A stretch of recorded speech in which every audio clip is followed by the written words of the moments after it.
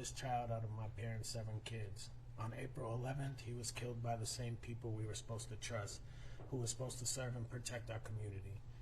He was killed by someone who was on the force longer than any of my parents' children have been alive, who was a field training officer at that. We know the charges are manslaughter, but we believe what happened to Daunte was murder. When I got that call about Daunte, I couldn't believe it.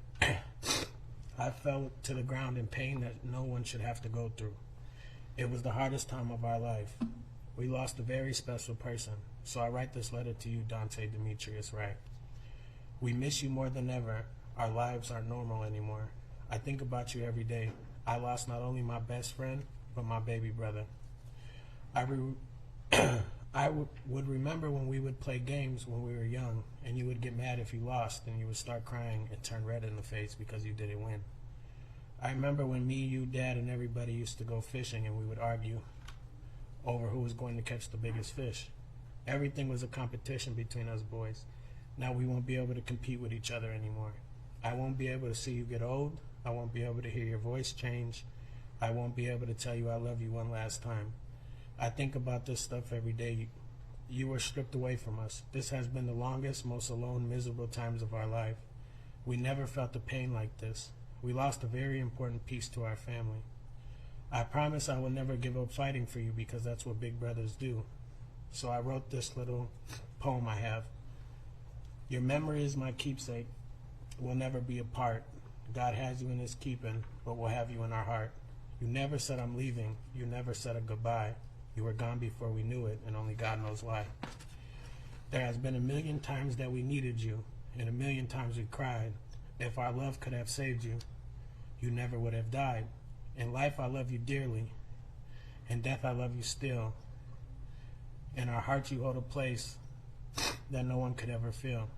It broke our heart to lose you, but you didn't go alone, for part of us was with you when God called you home. I promised to my family that I would take care of everybody, including our siblings, Dallas, Destiny, Diamond, Monica, Marcus, and of course your baby Daunte Jr. I cannot express how painful it was for our family to see the defendant smiling in her mugshot immediately after being convicted of killing my brother. I respectfully ask the court to give a strong sentence that accounts for the severe pain and loss that our family has experienced. Thank you so much for giving me this opportunity. Rest in peace, Daunte Wright. Thank you.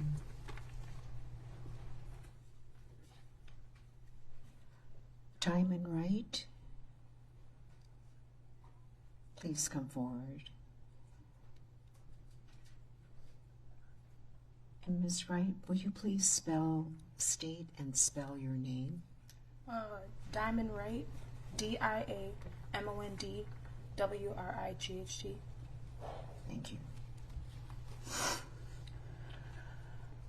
Hi, my name is Diamond Wright. I am Daunte Wright's second youngest sister. I never thought in a lifetime that I'd be standing here doing this. I never thought that my brother would be killed.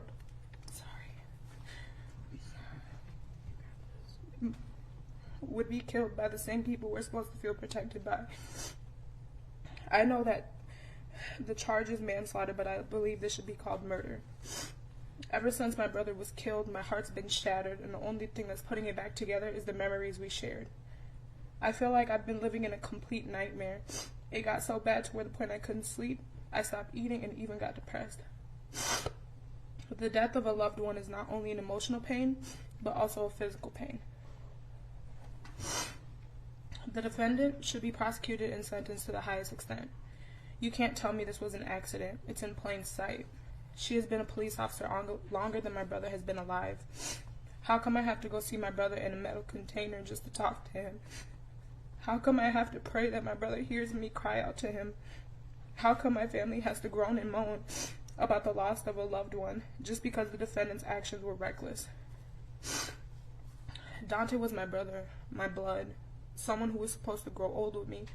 How is it that I'm going to see the age of 21 and he didn't? He didn't get to experience the life he was supposed to. Watch his kids grow, and watch his kids and parents grow old. Not many of you know Daunte, and I couldn't care less on what anyone else thinks of him.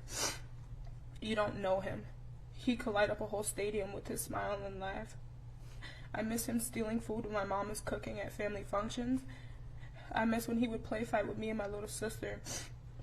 I miss him, and I would trade anyone in this room to get him back. Everyone just sees this as another black man getting killed by the police, but not us. This one hit home. This time it was one of us. Every day I would walk around and it feels like I'm really not here. It feels like I'm just an empty body taking up space. You took my other half. I remember when Daunte was alive and the George Floyd killing was being discussed a lot. Me, my mom, and Daunte were having a talk, saying just maybe we have enough white in us for us not to be a threat to the police. We were wrong.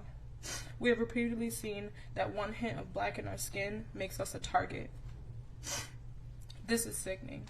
I miss you, Daunte. I miss your smile, your laugh, the way you twirled your hair when you were nervous or thinking about something. I miss when you used to come upstairs just to talk stuff and then run back down. You were a great big brother.